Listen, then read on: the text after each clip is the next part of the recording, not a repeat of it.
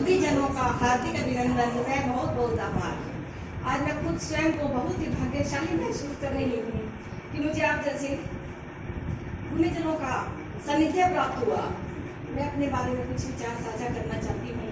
मैंने कभी स्वप्न में भी नहीं सोचा था कि मैं कभी कविता लिख पाऊंगी।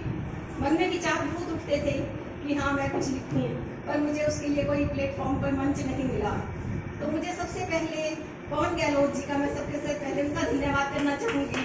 उनके ही मार्गदर्शन से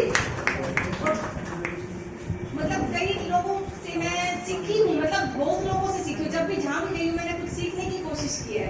नीरज बंसल को भी मैं अपनी सभाओं में हमने भारत विकास परिषद में कविताएं पाठ करते हुए देखती थी, तो और लोग बोले पीछे बैठ के कुछ गॉसिप करते थे, लेकिन मुझे कविता सुनने में आनंद आता था। मैं बहुत ध्यान से सुनती थी वो कविताएं। मैंने कभी नहीं सोचा कि मैं कभी लिख पाऊंगी। तो ये एक पवन गहलोत जी का ही एक मेरे ऊपर एक समझ लो एक भगवान की दृष्टि रही कि उन्होंने मुझे इस काम के लिए चुना। कि उन्होंने मुझे एक बार फोन किया और बोला कि 2 लाइनें बोल दीजिए फोन पर। तो मैंने कभी लिखा ही नहीं, मैं बोलूंगी क्या। फिर भी मैंने जैसे तैसे 2 लाइनें लिखी, बोली फोन पर। लाख कमी है मुझ में लेकिन ढूंढती हूँ एक सिकंदर, ये कैसे मुमकिन है आखिर, झांकू पहले अपने अंदर। ये मेरी फर्स्ट 4 लाइनें थी जो मैंने पवन जी को सुनाई। तब उस दिन के बाद से मेरी कलम चल पड़ी।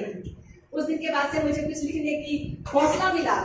उसके बाद में धीरे धीरे 2-3 मंच से जुड़ी, युगानु गुंज, परवाज और हमारा हिंदी साहित्य मंच रमन जी द्वारा, इन्होंने भी मेरी कविताओं को काफी सुधार करवाया और मुझे बताया कि कैसे करना चाहिए। कि एक कविता को लिखने के बाद बार बार पढ़ो उसको बार बार पढ़ने से हमें खुद ही उसकी मिस्टेक्स पता लगती हैं कि हमने क्या गलती की है। उन्हें सुधारने की मैंने भरपूर कोशिश की। फिर भी मैं एक नई कलाकार हूँ, नई कलमकार हूँ।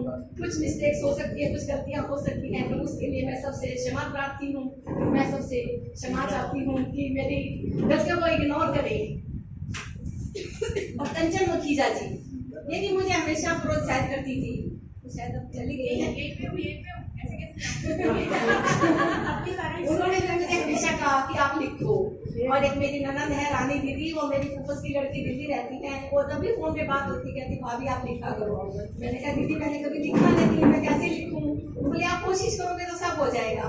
तो आज मैंने 1-1.5 साल के अंदर मैंने ये कविताएं लिखी और मैंने इनको अब आप सबके प्रताप से, सबके दुआओं से, प्रार्थनाओं से मेरी आज ये कविताओं की किताब बन गई है। तो मैं इसमें अपनी